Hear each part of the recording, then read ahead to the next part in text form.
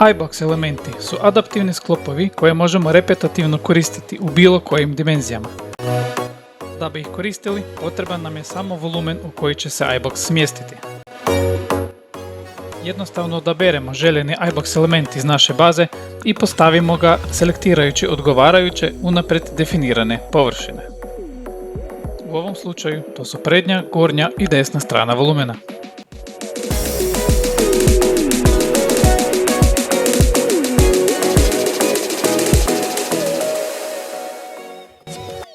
Ako iBox element ima dodatne mogućnosti prilagodbe, lako im pristupimo i primijenimo ih na naš sklop.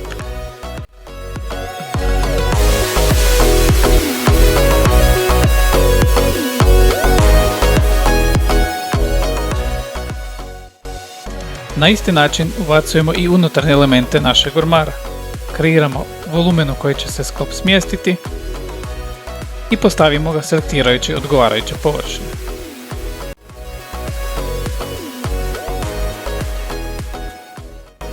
Na kraju ga konfiguriramo prema željenim parametrima.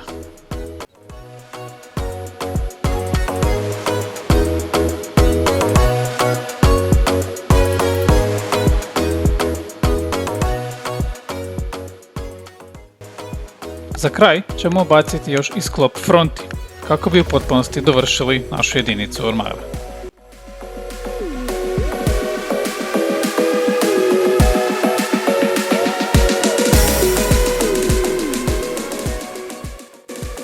Više o Woodwork for Inventoru saznajte na našoj web stranici.